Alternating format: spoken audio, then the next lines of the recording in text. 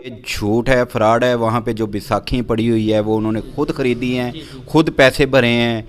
कोई शिफायाब नहीं होके जा रहा, कोई कुछ नहीं हो रहा। ये ख़वातीन की तज़लील कर रहे हैं, आपने नीचे बिठाया है। फिर उसके बाद आप ख़वातीन के कभी कहीं हाथ लगा रहे हैं, कभी कहीं हाथ लगा रहे हैं। 4 साल का बच्चा है, वो क्या कर सकता है? 4 साल का बच्चा तो कुछ नहीं कर सकता। ये है कि वो कहते थे जी आप हमारी दुकानदारी तबाह करने के लिए आए हैं। जो आसफ़ साहब है बच्चे का वालिद, उसने कहा जी आप ऐसा करें कि अपनी बेगम को कहते कुल्हाड़ी लेके आए, इनकी टांगें काटते हैं। अस्सलाम वालेकुम नाज़रीन, अर्ज़ पाकिस्तान के साथ मैं हूं आपका मेज़बान मोहम्मद हुसैन। नाज़रीन, आज हम बात करेंगे निक्का पीर मियाँ चन्नू के हवाले से। मैं आपको बताता चलूं कि सबसे पहले इंटरव्यू किया था मैं और मेरे प्यारे भाई राशिद गफ़ार साहब ने। लेकिन नाज़रीन, आपको बताता चलूं कि हमारा ये हरगिज़ मकसद नहीं था कि निक्का पीर मियाँ चन्नू को प्रमोट करना। हमारा मकसद ये था कि हमारे मुआशरे में ये क्या हो रहा है और वो झूठा पीर बनाकर ये क्या मुआशरे को सबक सिखा रहे हैं। नाज़रीन, उसमें हमने ये भी बताया था, बल्कि आप सभी भाई इस चीज़ से वाकिफ़ हैं कि शिफा मिन जानब अल्लाह है। हमने उस इंटरव्यू में भी यही बात की थी कि शिफा मिन जानब अल्लाह है, और आज भी यही बात करेंगे कि शिफा मिन जानब अल्लाह है। मेरे साथ इस वक्त जो शख्सियत मौजूद हैं, इनका नाम है इशफाक नियाज़ साहब, जिनका तल्लक है 92 के, ये नुमाइंदे भी हैं। ये वहाँ पर जैसे ही कवरेज के लिए गए, इनको निक्का पीर के जो वालदैन हैं उनकी तरफ से इनको पकड़ा गया, इनको अंदर ले जाकर अपने डेरे के ऊपर इनको बांधा गया, और बांधने के बाद इनके साथ बदतमीज़ी की गई, इनके ऊपर। बाकी की कहानी क्या है, आइए इन्हीं की ज़बानी जानते हैं। अस्सलाम वालेकुम। वालेकुम सलाम। इशफाक साहब, हमें बताइएगा कि आप निक्का पीर के पास क्या लेने के लिए गए थे? देखे जी, हम उनके पास तो लेने के लिए तो कुछ नहीं गए थे, लेकिन ये है कि जो उनका तरीक़ेकार था कि लोग वहाँ पे जा रहे हैं, हम वो पब्लिक करने के लिए गए थे। लोगों को दिखाना चाहते थे कि आप जहाँ पैसे लुटा रहे हैं वहाँ पैसे आपको नहीं लुटाने चाहिए।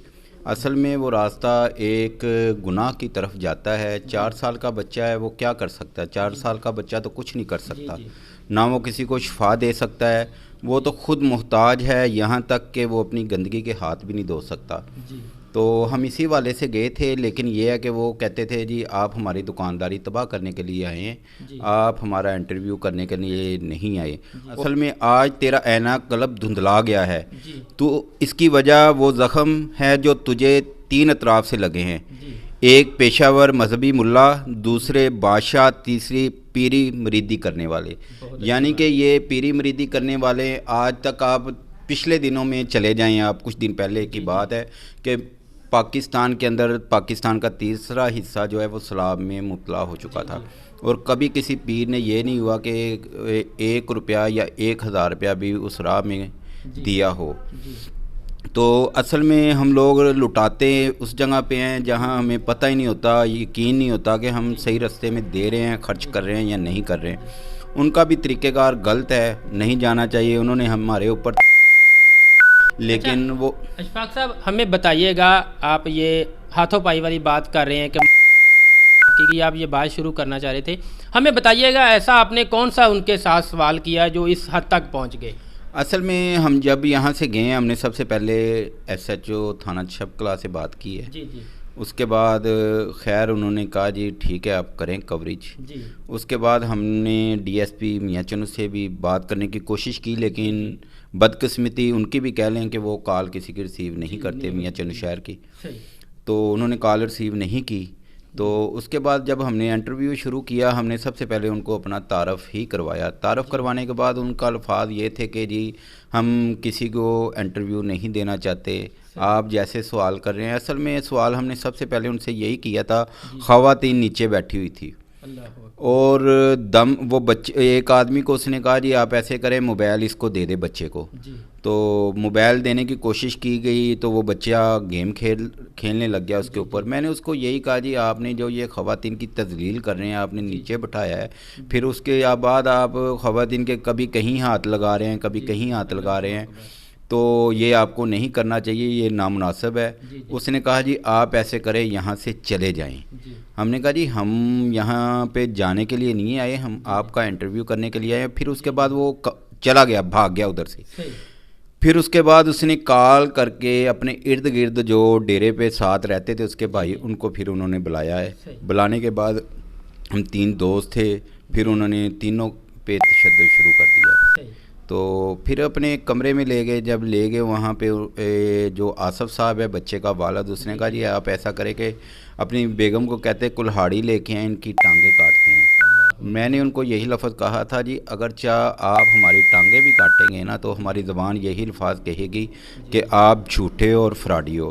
اور میری تمام دوستوں سے گزارش ہے جو سننے والے ہیں دیکھنے والے ہیں, آپ اتنے کلومیٹر کا سفر کر کے یہاں پہ نہ پہنچے, بالکل بھی نہ آئے. یہ ہو سکتا ہے کہ اس کے بعد آپ کو شفا تو اللہ تعالیٰ نے ہی دینی ہے, ہم یہ نہیں کہتے کہ شفا یہ دیں گے آپ کو, یہ بالکل بھی نہیں دیں گے. لیکن آپ اپنا یہ سوچیں کہ آپ ہزاروں روپے یہاں لٹا کے جا رہے ہیں, اس سے بہتر ہے اپنے مریض کا علاج کروائیں آپ, جو بہترین حل ہے. اشفاق صاحب لاسٹ پہ ہمیں بتائیے گا کہ آپ کے اوپر ان کی جانب سے کی گئی, آپ کو پکڑ کر وہاں پر باندھا بھی گیا.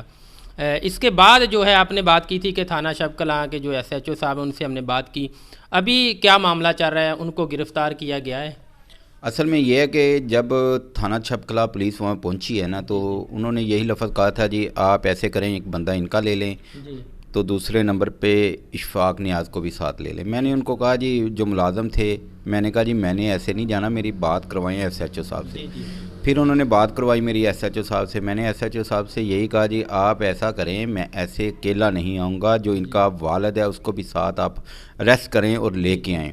اصل میں اس کے جب ہم گاڑی میں جا رہے تھے اس کے والد کے الفاظ ایسے تھے, نعوذ باللہ اللہ تعالیٰ معاف کرے, وہ اپنے بیٹے کو پتہ نہیں کون سی مخلوق کہنے کی کوشش کر رہا تھا. میں نے پھر اس کو یہی کہا جی خبردار خاموش ہو جائے, آپ ایسے نہ بولیں.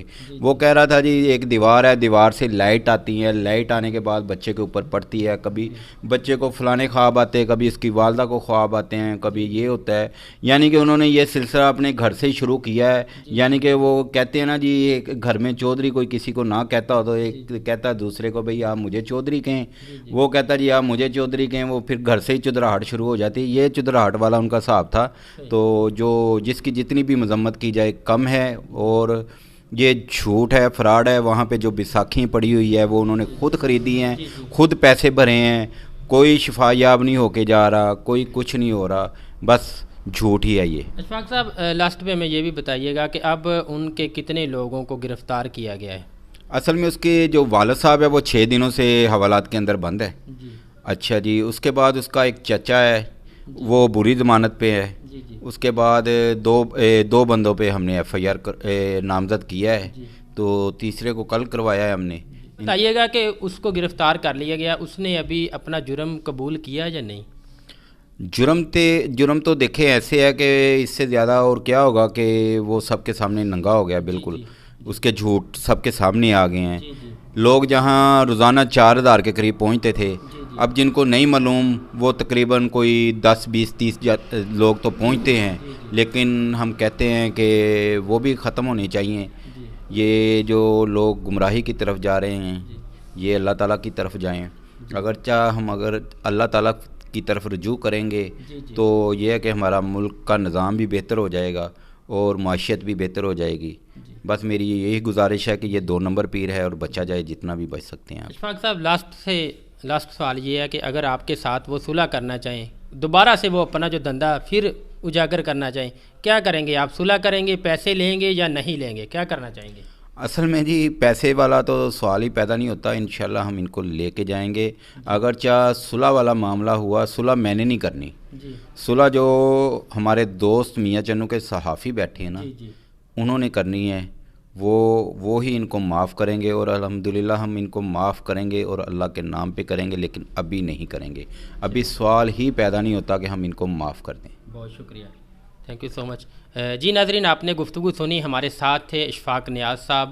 انہوں نے بہت اچھی گفتگو کی ہے کہ وہاں پر یہ گئے تھے نکاح پیر کو بے نقاب کرنے کے لیے, لیکن جیسے ہی انہوں نے جو اپنے سوال ان کے ساتھ کیے ان کو پتہ چل گیا کہ یہ ہمیں ایکسپوز کرنے کے لیے آئے ہیں, تو انہوں نے ان کو پکڑ لیا, ان کے ساتھ ہاتھا پائی کی, ان کے بعد اندر باندھا بھی ہے. تو اس کے بعد جیسے ہی وہاں پر پولیس پہنچی تو ان کو وہاں سے جو لے کر گئے, تو ناظرین یہاں پر میں آپ کو بتاتا چلوں کہ ابھی بھی بہت سارے لوگ ہیں جو ابھی بھی کالیں کر رہے ہیں، مختلف جو یہاں پر انٹرویو کر کے گئے ہیں پہلے ان سے یہی پوچھ رہے ہیں کہ ہمیں ان کا ایڈریس بتا دیں، ہم وہاں پر جانا چاہتے ہیں، دم کروانا چاہتے ہیں۔ خدا را میں ہاتھ جوڑ کر کہتا ہوں کہ وہ بالکل سراسر فیک ہے، ان میں کوئی بھی چیز نہیں ہے۔ آپ کو میں نے پہلے بتایا کہ نہ تو اس کے والد کو کلمہ آتا ہے، نہ جو چھوٹا سا بچہ ہے 4-5 سال اس کی عمر ہے، اس کو اسلام کا جواب نہیں آتا، وہ کلمہ کیا سنائے گا، لوگوں کو کیا دم کرے گا۔ تو امید کرتے ہیں کہ آج کا پروگرام آپ کو بہت ہی پسند آیا ہوگا۔ ملیں گے انشاءاللہ نیکسٹ ویڈیو میں، تب تک اپنا بہت سارا خیال رکھنا، دعاؤں میں یاد رکھنا۔ اللہ حافظ۔